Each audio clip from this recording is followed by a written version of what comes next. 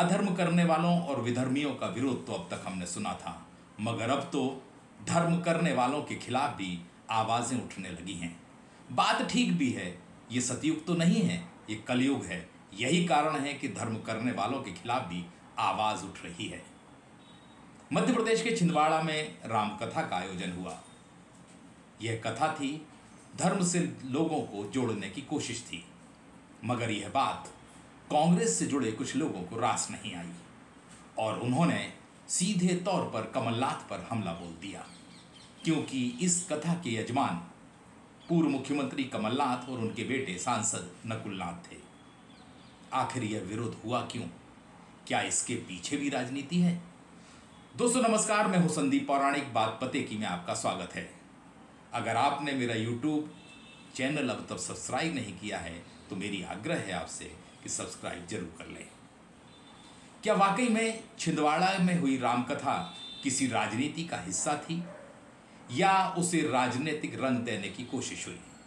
ये बड़े सवाल उठ रहे हैं, क्योंकि कमलनाथ और उनके बेटे नकुलनाथ ने बागेश्वर धाम के प्रमुख धीरेन्द्र कृष्ण शास्त्री की रामकथा का आयोजन किया। यह रामकथा 3 दिन चली, दरबार भी लगा और इसमें लाखों लोग जमा भी हुए। अगर इस आयोजन पर सिर्फ भाजपा हमले करती तो बात समझ में भी आती, मगर कांग्रेस के लोग ही सवाल उठा रहे हैं और वे लोग उठा रहे हैं जो खुद धर्म का चोला ओढ़ के राजनीति में शामिल हुए हैं। बात हम कर रहे हैं आचार्य प्रमोद की, जिन्होंने कमलनाथ द्वारा आयोजित रामकथा पर सवाल उठाए और लगातार कई ट्वीट करके उन्हें घेरने की कोशिश की। ये ट्वीट कांग्रेस विचारधारा के समर्थक और प्रियंका गांधी के सलाहकार आचार्य प्रमोद कृष्णम के हैं, जिन्होंने कहा है कि आशाराम बापू भी प्लेन से ही छिंदवाड़ा आए थे। इतना ही नहीं, उन्होंने एक और ट्वीट किया जिसमें उन्होंने कहा कि मुसलमानों के ऊपर बुलडोजर चढ़ाने और आरएसएस का एजेंडा हिंदू राष्ट्र की खुल्लम खुल्ला वकालत करके संविधान की धज्जियां उड़ाने वाले भाजपा के स्टार प्रचारक की आरती उतारना कांग्रेस के वरिष्ठ नेताओं को शोभा नहीं देता। आज रो रही होगी गांधी की आत्मा और तड़प रहे होंगे पंडित नेहरू और भगत सिंह, लेकिन सेकुलरिज्म के ध्वजवाहक जयराम रमेश, दिग्विजय सिंह और खड़गे जी सब खामोश हैं। छिंदवाड़ा में पूर्व मुख्यमंत्री कमलनाथ और उनके पुत्र सांसद नकुलनाथ की यजमानी में 3 दिवसीय कथा का आयोजन किया गया। इस मौके पर छिंदवाड़ा क्षेत्र के लाखों लोग जमा हुए और रामकथा तो धीरेन्द्र कृष्ण शास्त्री ने सुनाई ही, साथ में दरबार भी लगाया और यह आयोजन लोगों के आकर्षण का केंद्र रहा। मगर कांग्रेस के नेताओं को यह बात रास नहीं आई और उन्होंने सीधे तौर पर कमलनाथ पर हमले करने में हिचक नहीं दिखाई, मगर कमलनाथ धीरेन्द्र कृष्ण शास्त्री से अपने नए रिश्ते बनने की बात खुले मन से, खुले मंच से कर रहे हैं। महाराज जी, आप मत सोचिएगा कि आपने मेरे से छुटकारा पा लिया।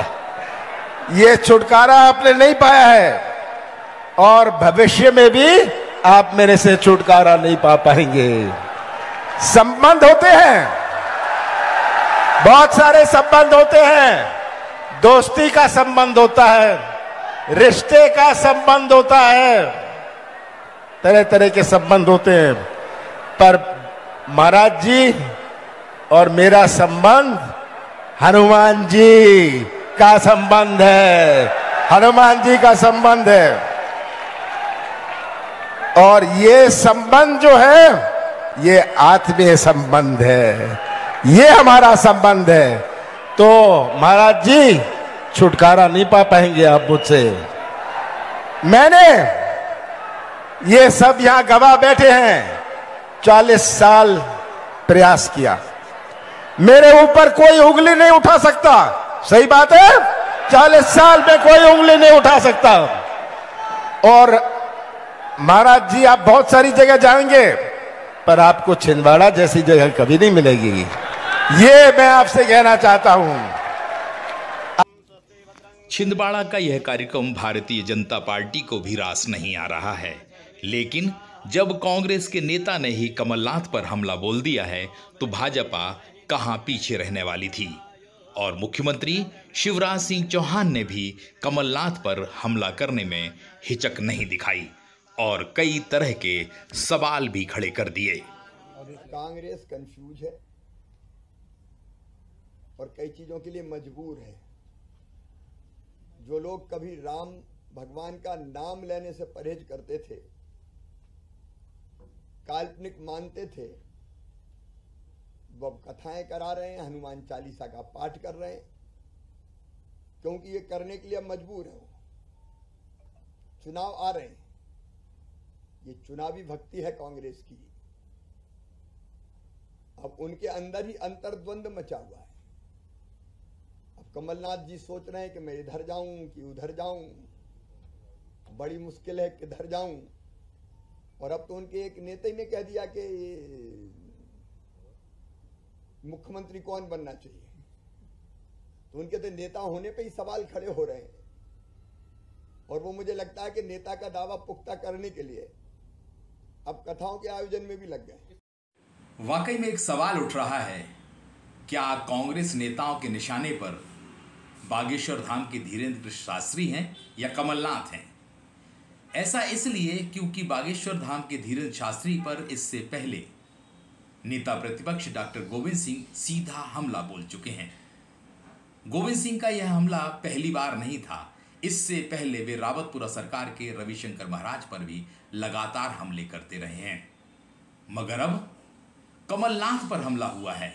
यहां मजे की बात तो यह है कि बागेश्वर धाम के धीरेन्द्र शास्त्री दिग्विजय सिंह के पुत्र जयवर्धन सिंह के आवास पर भी जा चुके हैं। राघवगढ़ में उनका भव्य स्वागत हुआ था और पूरे परिवार ने उनकी अगवानी भी की थी।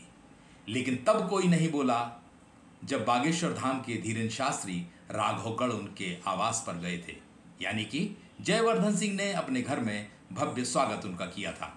लेकिन कमलनाथ ने कथा की या यजमानी की तो उन पर कांग्रेस के लोगों ने हमले कर दिए।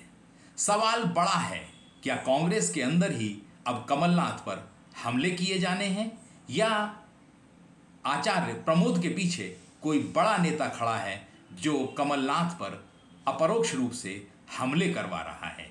ये कहानी बड़ी अजब है, मगर कांग्रेस में एक नए तरह की सियासत शुरू हो गई है कि कमलनाथ ने धार्मिक आयोजन किया और उन पर हमले किए जा रहे हैं। देखिए आगे क्या होता है। दोस्तों नमस्कार, आज के लिए बस इतना ही।